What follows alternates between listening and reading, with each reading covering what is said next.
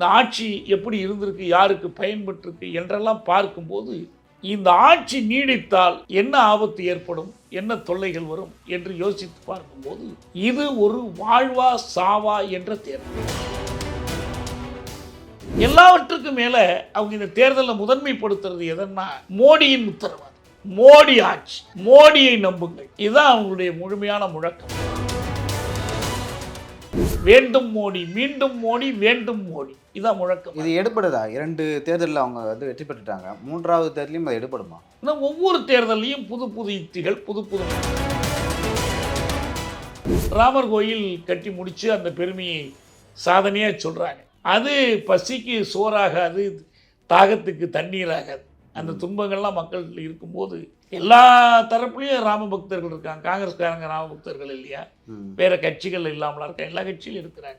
ராமர் கோயிலில் ஏற்றுக்கொள்றது, ராமரை போய் வழிபடுறது வேற. ஆனால் அதை சொல்லி ஒரு கட்சிக்கு ஓட்டு கேட்பது என்பது ஏற்றுக்கொள்ள முடியாத ஒன்று. மக்களுக்கே தான் அவங்க சொன்னாங்க மீண்டும் மோடி வேண்டும் மோடின்னு. நாங்கள் கொடுத்தோம் மீண்டுமா மோடி, வேண்டவே வேண்டாம். இதான் நாங்கள் தேர்தலில் முழக்கமாக கொடுத்துருக்கோம். அதுக்கான காரணங்களை எல்லாம் பட்டியலிட்டிருக்கோம். இந்த அரசியலை முறைய மக்கள்கிட்ட கொண்டு போய் சேர்த்தால் மோடி வரவிடாமல் தடுக்கும்.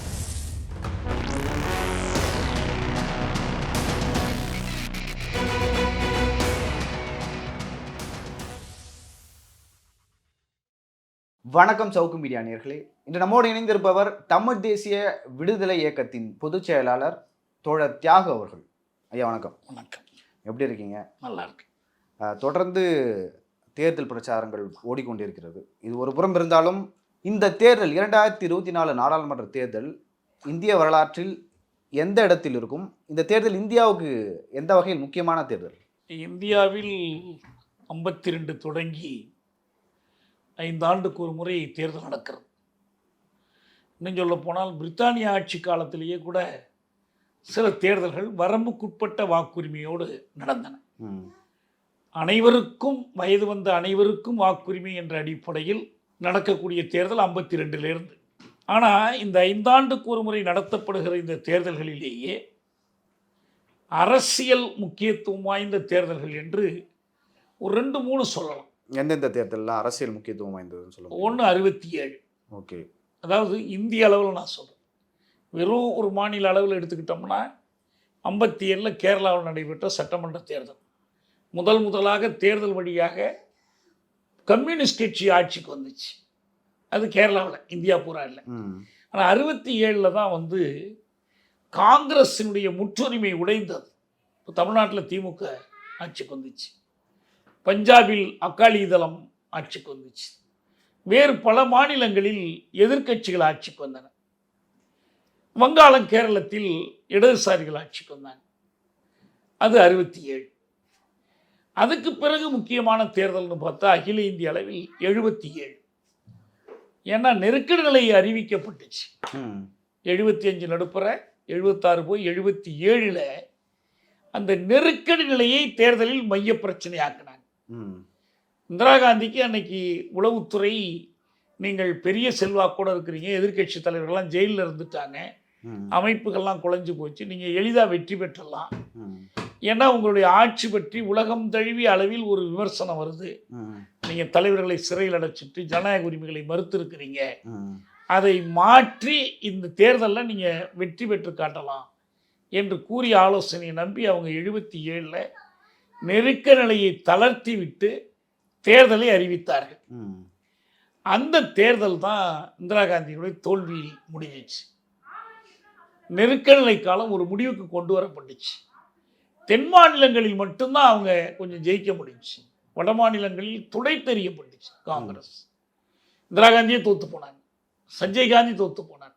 அப்போ அவங்க சின்னம் பசுவும் கன்றும், பசுவும் தோற்றது கன்றும் தோற்றது. அந்த அளவுக்கு பெரிய தோல்வி 77ல் ஏற்பட்டுச்சு. அதற்கு பிறகு இந்த தேர்தல் முக்கியமான தேர்தல். ஏன்னு சொன்னால் 2014 தொடங்கி 10 ஆண்டு காலம் மோடி தலைமையிலான பாரதிய ஜனதா ஆட்சி நடந்திருக்கு. இன்னும் 5 ஆண்டுக்கு பதவியை நீட்டித்து கொள்ளணும் என்று அவர் முயற்சி பண்ணார். இன்னும் ஒரு பதவி காலம் கிடைத்தால் போதும், 1000 ஆண்டுக்கு நான் அடித்தளம் இடுவேன் என்று அவர் பேசியிருக்கிறார். நாடாளுமன்றத்திலேயே பேசுகிறார். 1000 ஆண்டுக்கு அசைக்க முடியாத ஒரு இடத்தை பெறுவேன் அப்படின்னு சொல்கிறார். அப்போ இந்த 10 ஆண்டுகளில் அவங்க எடுத்திருக்கிற நடவடிக்கைகள் என்ன, இந்த ஆட்சி எப்படி இருந்திருக்கு, யாருக்கு பயன்பட்டிருக்கு என்றெல்லாம் பார்க்கும்போது இந்த ஆட்சி நீடித்தால் என்ன ஆபத்து ஏற்படும், என்ன தொல்லைகள் வரும் என்று யோசித்து பார்க்கும்போது இது ஒரு வாழ்வா சாவா என்ற தேர்தல். இந்திய நாட்டினுடைய ஜனநாயகத்திற்கும் இந்திய அரசமைப்புக்கும் இந்திய நாட்டினுடைய உழைக்கும் மக்களுக்கும் ஒடுக்குண்ட தேசிய இனங்களுக்கும் எல்லாருக்குமே போராடி வாழ வேண்டிய நிலையில் இருக்கிற அத்தனை பேருக்கும், சிறு குறு வணிகர்கள் தொழில் முனைவர்கள் உட்பட அத்தனை பேருக்கும் இது ஒரு வாழ்வா சாவா என்பது போன்ற தேர்தல். சிறுபான்மை மக்களுக்கு அப்படிதான், இஸ்லாமியர்கள் கிறிஸ்தவர்களுக்கு. அந்த கோணத்தில் பார்க்கும்போது இந்திய வரலாற்றில் 77க்கு பிறகு ஒரு மிக முக்கியமான தேர்தல் இது என்று சொல்லணும். இந்த தேர்தல் முடிவை பொறுத்து தான் நாட்டின் வருங்காலம், ஜனநாயகத்தின் வருங்காலம் எல்லாமே இருக்கு. இந்த தேர்தலில் ஒரு கட்சியாக பாஜக போட்டி போடுது, ஒரு கூட்டணியாக தேசிய ஜனநாயக கூட்டணி என்டிஏ நிற்கிது. எல்லாவற்றுக்கும் மேலே அவங்க இந்த தேர்தலில் முதன்மைப்படுத்துறது எதன்னா மோடியின் உத்தரவாதம், மோடி ஆட்சி, மோடியை நம்புங்கள், இதுதான் அவங்களுடைய முழுமையான முழக்கம்.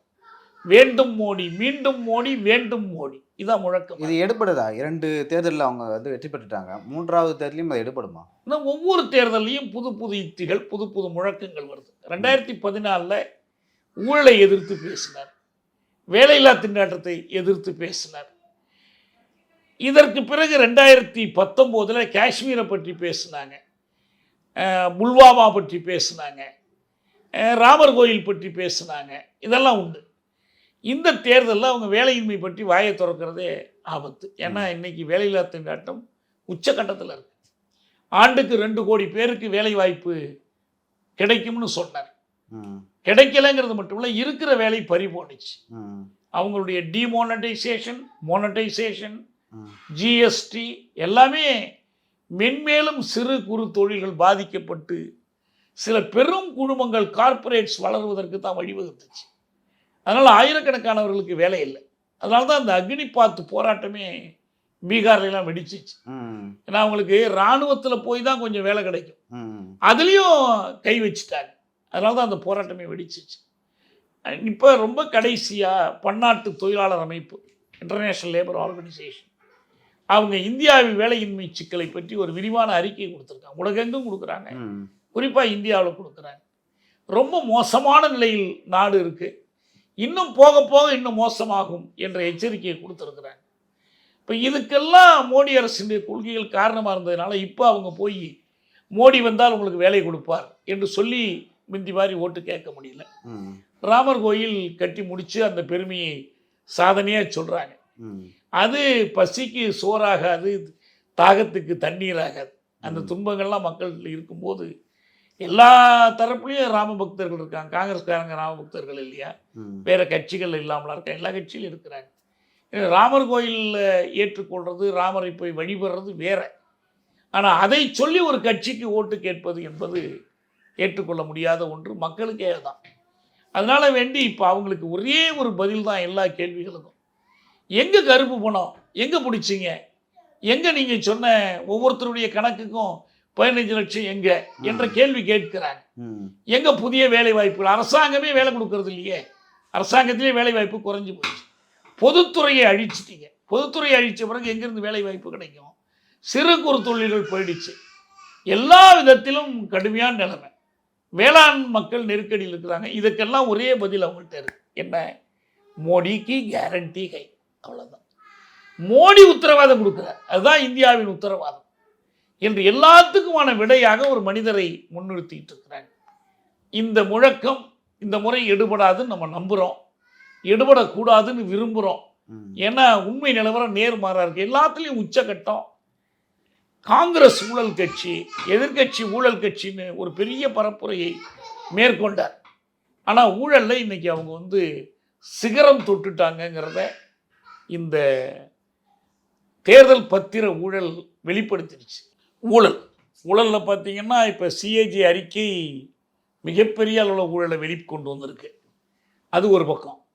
ஆனால் இந்த தேர்தல் பத்திரம் என்பது இந்த கட்சிக்கு நிதி திரட்டுகிற ஒரு வேலையாக மட்டும் இல்லை, இது என்னென்ன செஞ்சுருக்கிறாங்கன்னு அந்த எப்போ இந்த தேர்தல் பத்திரத்தில் கொண்டு போய் எஸ்பிஐயில் பணம் போட்டாங்க, எஸ்பிஐ அதை மறைக்கிறதுக்கும் தேர்தல் வரைக்கும் வெளியிடாமல் இருக்கிறதுக்கும் நேரம் கேட்டு பார்த்தாங்க. உச்சநீதிமன்றம் கராராக சொல்லிட்டாங்க, ஒத்துக்கவே முடியாதுட்டாங்க.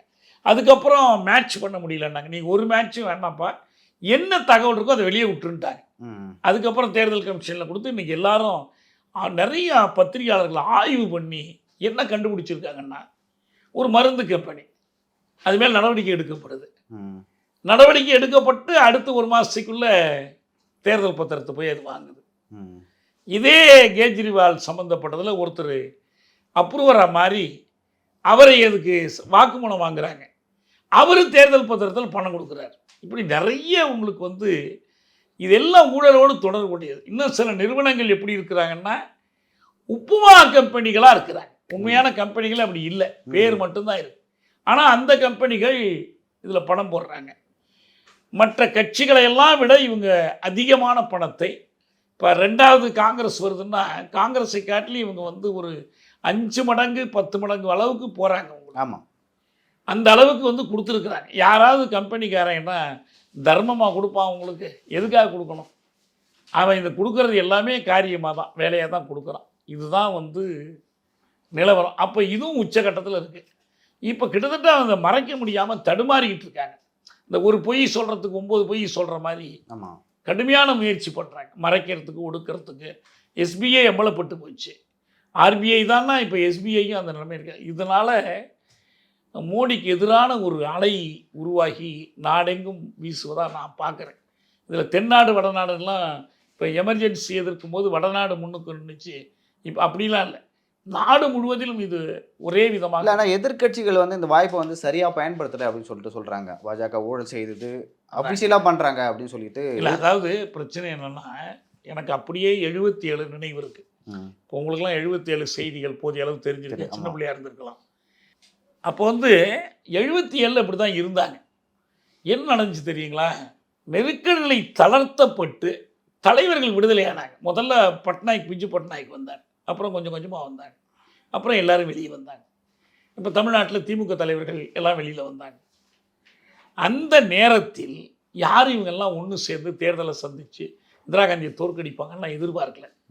ஆனால் அவங்களுக்கு ஒரு பெரிய கேள்விக்குறி நின்றுச்சு. இந்த வாய்ப்பில் இந்திரா காந்தியை தோற்கடிக்கவில்லை என்றால் மீண்டும் சிறை தான், மிசா சிறை தான். எவ்வளவு காலம் நீடிக்கும்னு சொல்ல முடியாது. ஏற்கனவே 5 ஆண்டு பதவி காலத்தை ஓராண்டு நீட்டிச்சு வச்சுருந்தாங்க. அவங்க அரசையும் நீட்டிச்சு வச்சுருந்தாங்க, பல மாநில அரசுகளையும் நீட்டிச்சு வச்சுருந்தாங்க. சில மாநில அரசுகளை தமிழ்நாடெல்லாம் கலைச்சிட்டாங்க.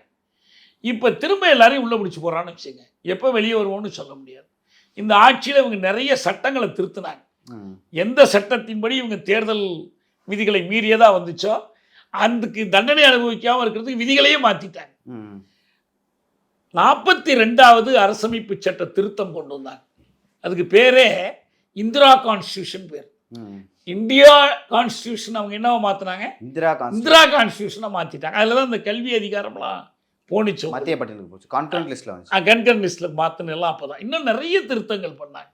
இப்போ என்னாச்சு, இதை எப்படியாவது தடுத்து நிறுத்தணும்னா ஒரே வழி அந்த தேர்தலில் இந்திராவை தோற்கடிப்பது தான். அதுக்கு ஒரு மையப்புள்ளியாக ஜெயபிரகாஷ் நாராயணன் வந்தார். அவர் ஏற்கனவே ஒரு முழு புரட்சின்னு பீகாரில் ஒரு இயக்கம் நடத்தி கொண்டிருந்தார். எனவே அவருக்கு வந்து ஒரு பதவி மற்றது முக்கியமில்லை, அவர் சர்வோதய இயக்க தலைவர், காந்தியவாதி, சோஷலிஸ்ட்டு. எனவே அவர் ஒரு அழைப்பு கொடுத்தார், எல்லாம் சேர்ந்தாங்க. அதை விட முக்கியம், இந்த காற்று எந்த பக்கம் வீசுதுங்கிறத தெளிவாக தெரிஞ்சுக்கிட்ட ஒருத்தர் இருந்தார், அவர் தான் ஜெகஜீவன் ராம். ஓகே, எமர்ஜென்சி முழுவதிலையும் அரசாங்கத்தில் அவர் தான் பாதுகாப்புத்துறை அமைச்சர். இந்திரா ஆட்சியில் அவர் தான் பாதுகாப்புத்துறை அமைச்சர், அதுக்கு முன்னாலே இருந்தார். அவர் என்ன பண்ணார், இந்த தளர்ந்துற வாய்ப்பு வந்துச்சு, டக்குன்னு கழக கொடி தூக்குனார். காங்கிரஸ் ஃபார் டெமோக்ரஸின்னு ஒரு புதிய கட்சி ஆரம்பித்தார். இந்த காங்கிரஸ் ஃபார் டெமோக்ரஸியும் ஜெயபிரகாஷ் நாராயணன் தலைமையில் வெறும் கூட்டணி இல்லை, கட்சியெல்லாம் கலைச்சிட்டு புது கட்சி ஜனதா கட்சி உருவாக்கிட்டாங்க. அதில் பழைய காங்கிரஸ் இருந்துச்சு, இந்த ஜனசங்கம் இருந்துச்சு, பிரஜா சோஷலிஸ்ட் இருந்துச்சு, எல்லாம் சேர்ந்து உருவாக்கிட்டாங்க. அதோடு இந்த சிடபிள்யூசியும் சேர்ந்துடுச்சு, காங்கிரஸ் ஃபார் டெமோக்ரஸி இதுவும் சேர்ந்துருச்சு. ம். ஜனநாயகத்துக்கான காங்கிரஸ் ஜெகஜீவன் ராம் தலைமையில் ம். எங்கே பார்த்தாலும் நாடு பூரா சுற்றுப்பயணம். சென்னையில் வந்து பேசினார். ம். கலைஞர் அந்த மேடையில் இருந்தார். ம். ஜெகஜீவன் ராம் பேசினார். என்ன சொன்னார் தெரியுங்களா? இல்லை, அவர் கூட பேசல, கலைஞர் சொன்னார். ம். நெருக்கடி காலத்தில் சென்னையில் ஒரு நிகழ்ச்சிக்கு ஜெகஜீவன் ராம் வந்திருந்தார். அப்போ இந்திரா காந்தியினுடைய அரசாங்கத்தில் அமைச்சரவையில் இருக்கிறார். ம். அப்போ கலைஞர்கிட்ட அவர் சொன்னாரா, கீப் யுவர் பவுடர் ட்ரை அப்படின்னாராம். வெடிமருந்து நமுத்து போகாமல் வச்சுங்க அப்படின்னு சொன்னாராம். ஏன்னா அடுத்து வரப்போகுது ஒரு களம் வருகிறதுங்கிறத மறைமுகமாக அவர் உணர்த்திட்டு போனாருன்னு சொல்லி சொன்னாங்க. அதனால் என்ன ஆச்சுன்னா ஒரு பெரிய எழுச்சி நாடெங்கும் உருவானுச்சு, தோற்கடிக்க மாட்டாங்க. இப்போ அப்படி தான் இந்தியா கூட்டணின்னு ஒன்று எப்படி வரும், அவங்கள்ட்ட என்ன பொது வேலை திட்டம் இருக்குது ம். என்று எல்லோருக்கும் ஒரு பெரிய கேள்வி. இப்போ ஏற்கனவே இருந்துச்சு இந்த ஐக்கிய முற்போக்கு கூட்டணி UPA, ம். சோனியா தலைமையில் இருந்துச்சு, மன்மோகன் சிங் தலைமையில். அவங்களுக்குள்ள ஒரு குறைந்தபட்ச வேலை திட்டம் போட்டாங்க. எதையோ விட்டு கொடுத்து எதையோ வச்சுக்கிட்டு ஒன்றா போட்டாங்க உங்களுக்கு. ம். இப்போ அந்த மாதிரி கூட இல்லை. ஏன்னா எல்லாம் ஒன்றுக்கொன்று தொடர்பில்லாத கட்சிகள்லாம் ஒன்று சேர்ந்துருக்கிறாங்க. ஆனால் ஒன்றே ஒன்று அவங்களுக்குள்ளே இருக்கிற பொதுத்தன்மை என்னென்னா மோடியை வீழ்த்தணும். யார் வீழ்த்த தயார் இல்லையோ அவன் ஓடி போடுவான். இப்போ பீகாரில் அவர் யாருங்க, நிதிஷ்குமாரா? நிதிஷ்குமார் ஓடி போயிட்டார். அவர் எப்பயுமே இந்த பக்கம் அந்த பக்கம் மாறிக்கிட்டே இருப்பார். ம். அவருடைய கணிப்பு அங்கே ஜெயிக்க போகிறோம்னு நினச்சி போயிருக்கிறார். ஆனால் ஒரிசாவில் பார்த்தீங்கன்னா வழக்கமாக இவங்களோட நெருங்கி இருக்கிற பிஜு ஜனதாதளுக்கும் பாரதிய ஜனதாவுக்குமே முட்டல் மோதல் வந்துடுச்சு. ம். தொகுதி பங்கீட்டில் பிரச்சனை வந்துடுச்சு. ம். அவர் கொடுக்க மாட்டேங்கிறார். இவங்க எனக்கு பார்லிமெண்ட்டுக்கு கொடுத்துரு, சட்டசபை நீ வச்சுக்கன்னு கேட்டு பார்க்குறாங்க. அது முடியலை உங்களுக்கு. ம். இது மாதிரி சில இடங்களில் மாற்றங்கள் இருக்கு. ஆனால் மொத்தத்தில் என்னன்னா குஜராத், உத்தரப்பிரதேசம், ராஜஸ்தான், மத்திய பிரதேசம், ஓரளவுக்கு பீகார், அது நமக்கு இன்னும் உறுதியாக தெரியல, இவங்க பிரிஞ்சுட்டாங்க. இப்போ என்ன பாருங்கள், ஊபியில் அகிலேஷ் யாதவும் ராகுல் காந்திக்கும் உடன்பாடே வராதுங்கிற அளவுக்கு தான் சொன்னாங்க. அவர் இந்த யாத்திரைக்கெல்லாம் கூட வரமாட்டேன்லாம் சொல்லிட்டு இருந்தாங்க. ஆமாம் ஆமாம். ஆனால் இப்போ வந்து அவங்களுக்கு ஒரு நெருக்கடி. இதை விட்டோம்னா போச்சு. அதுக்கப்புறம் இன்னொரு தேர்தலோ மாற்று ஆட்சியோ வரத்துக்கு வாய்ப்பு இல்லை, விட்டாங்க. ராஜஸ்தான், மத்திய பிரதேசம், இதில் பூரா காங்கிரஸினுடைய ஒரு அகந்தை போக்கு தான் தோல்விக்கே காரணம். ம். கூட்டணி கட்சிகளை மதிக்கலை. அந்த பாடத்தை இப்போ அவங்க கற்றுக்கிட்டு இருப்பாங்க. ம். இப்போ மத்திய பிரதேசத்தில் அகிலேஷ் யாதவுக்கு ஒரு தொகுதி ஒதுக்கியிருக்காங்க. ஆமாம். ரெண்டாவது ராஜஸ்தான், மத்திய பிரதேசம், சத்தீஸ்கரில் வாக்கு வித்தியாசம் ரொம்ப குறைவு காங்கிரஸுக்கும் பாஜக. அதனால் கொஞ்சம் திருப்பினா போதும். ம். ஏன்னா அந்த இது உள்ளூர் பிரச்சனை முக்கியமாக இருக்கு. இப்போ கர்நாடகத்தில் ஏன் பாஜக தோத்துச்சு, மோடி எதிர்ப்பை காட்டிலும் ஊழல் தான் முக்கியமான பிரச்சனை இருந்துச்சு. 40% ஊழல் தான் ஆமாம் ஆமாம். பிரச்சாரமாக பண்ணாங்க. போஸ்டர்லாம் ஒட்டப்பட்டது. அது எலெக்ஷனில் ஒவ்வொரு எலெக்ஷனில் இஷ்யூ மாறுது. இப்போ பிஜேபி ஓரளவுக்கு கர்நாடகத்தில் ஜெயிக்க முடியும்னு நண்பர்கள் சொல்கிறாங்க. ம். சட்டசபை தேர்தல் அளவுக்கு மோசமாக இருக்காதுங்கிறாங்க. இந்த ஊருக்கு ஊர் இந்த நிலைமை மாறுபடும் உங்களுக்கு. இப்போ தமிழ்நாடு அவங்களுக்கு இல்லைன்னு ஆயிடுச்சு. ம். ஆந்திரா, தெலங்கானா இங்கே பெரும்பாலும் இல்லை தான். கேரளாவில் இல்லவே இல்லை. ம். தமிழ்நாடு, கேரளாவும் 100% தள்ளிடுச்சு உங்களுக்கு. அது இந்த மண்ணிலேயே வேறுன்றன்னு ஒரு சிக்கலாகிடுச்சு. அதனால் ஒன்றும் பண்ண முடியாது. இப்போ இதெல்லாம் வச்சு பார்க்கும்போது இப்போ இதில் பெரிய சிக்கலாக இருக்கிறது மேற்கு வங்கத்தில் மம்தா. ஆனால் மம்தா வந்து எல்லா இடத்துலையும் நான் நிற்பேங்கிறாங்க. நின்று அவங்க தோக்கடிச்சிட்டாங்கன்னு வச்சுங்க, ம். நாளைக்கு ஆட்சி யார் அமைக்கணுங்கிற பிரச்சனை வரும்போது அதிகம் பேர் யாரை நாடாளுமன்ற உறுப்பினர்கள் தேர்ந்தெடுக்கிறாங்களோ அவங்க கையில் கொடுக்கலாம். ஆமாம். அல்லது எல்லாரும் சேர்ந்து ஒரு பொதுவான ஒருத்தரை எடுக்கலாம். எது வேணாலும் வரலாம். இப்போ ஆட்சி அமைக்கிறது பற்றி கேள்வியே இல்லை. இந்த ஒரு செய்தி தான் ரொம்ப நான் இந்த பேட்டியில் வலியுறுத்தி சொல்ல விரும்புகிறேன். இன்னைக்கு காலையில் கூட தான் என்னன்னா, யாரை தேர்ந்தெடுப்பது, யாரை ஆட்சிக்கு கொண்டு வருவது என்ற விவாதம் நடக்குமானால் ம். என்ன வேலை திட்டங்கிற கேள்வி வரும். என்ன காமன் ப்ரோக்ராம், என்ன காங்கிரஸ்குள்ளேயே ஒரே காமன் ப்ரோக்ராம் இருக்காது. ராகுல் காந்தி ஒரு பக்கம் அதானி ஏற்றி பேசிகிட்டு இருப்பார். இன்னொரு பக்கத்தில் என்ன நடக்கும், ராஜஸ்தானில் கெஹ்லோட் அவரோட ஒப்பந்தம் போட்டுக்கிட்டு இருப்பார். ம். இங்கே தமிழ்நாட்டில் ஸ்டாலின் அதானியோட ஒப்பந்தம் போட்டுக்கிட்டு இருக்கிறார். ஆனால் அவங்க நாடாளுமன்ற உறுப்பினர்கள் மக்களவையில் அதானின்னு எதிர்ப்பு தெரிவித்து கத்துறாங்க. ம்.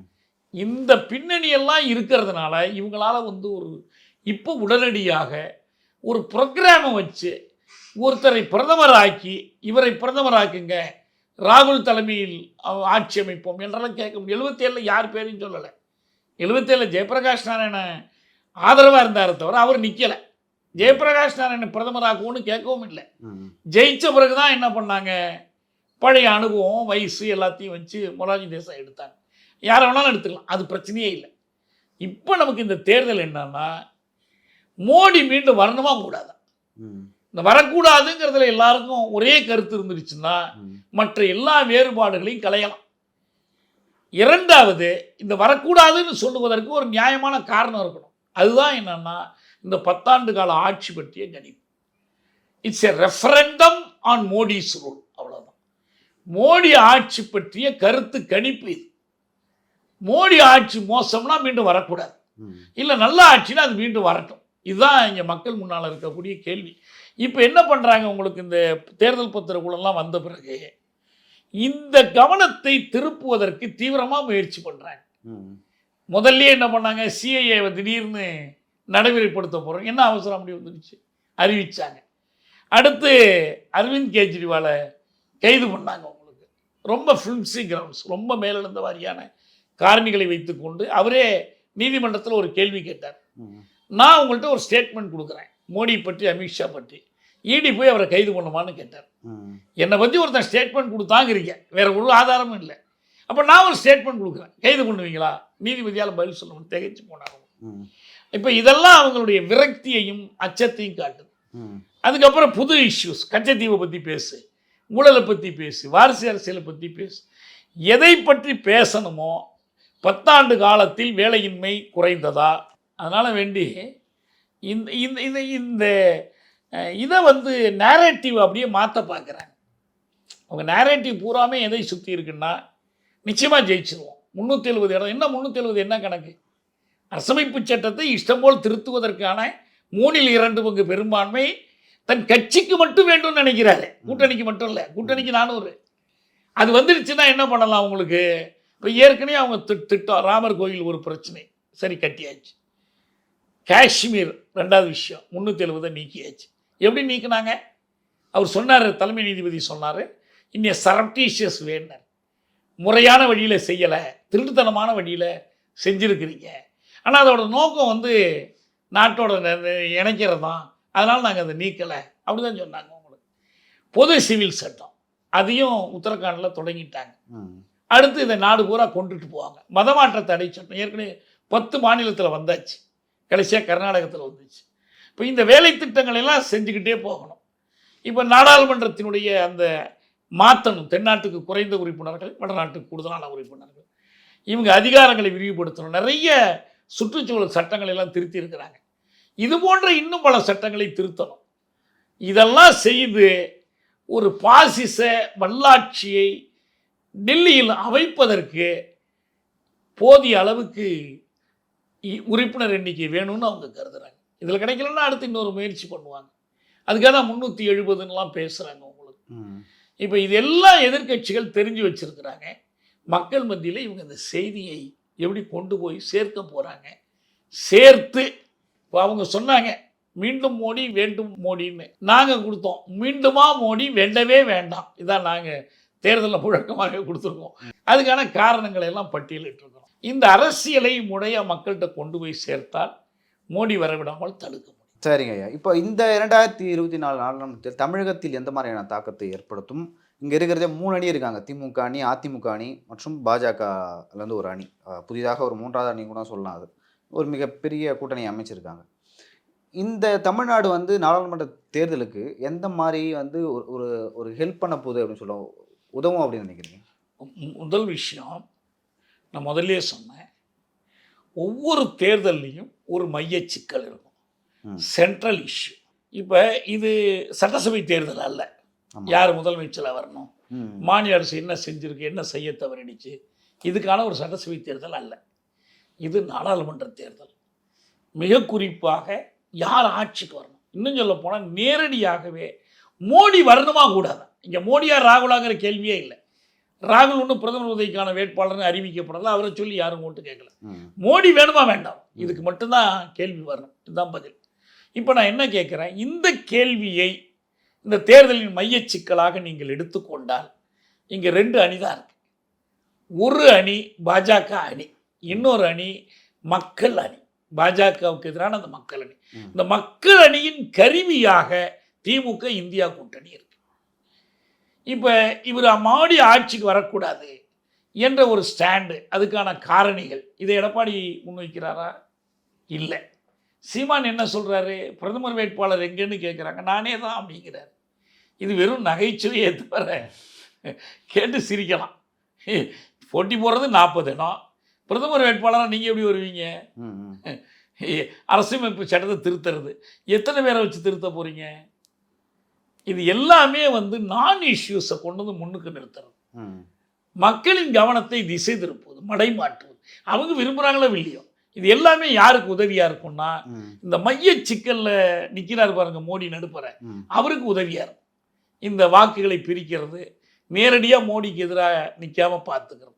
இப்போ தமிழ்நாட்டோட பங்கு என்ன முக்கியமான பங்கு அப்படின்னு சொன்னால், இந்திய அளவில் ஒவ்வொரு மாநிலத்தில் இப்போ சந்தேகத்துக்கிடமில்லாத மாநிலமாக தமிழ்நாடும் கேரளமும் இருக்குது. மற்ற இடங்களில் கொஞ்சம் கொஞ்சம் ஐயப்பாடுறது, இப்படியோ அப்படியோ போகலாம். ஊபியில் மாற்றம் வரும்னு எதிர்பார்க்குறாங்க. முந்தி மாதிரி 2 இடம் 3 இடம்லாம் வர்றதுக்கு வாய்ப்பு இல்லை. இந்த மாதிரி ஏதோ ஒரு 20 இடம் வந்தால் கூட அது ஒரு இதாக கருதப்படும். குஜராத்திலேயே கூட இப்போ பழைய எம்பிக்களை நிற்க மாட்டேங்கிறாங்க. இப்போ பிஜேபியில் ஜெயித்தவங்க இப்போ கேண்டிடேட் ஆகிறதுக்கு மறுக்கிறாங்க.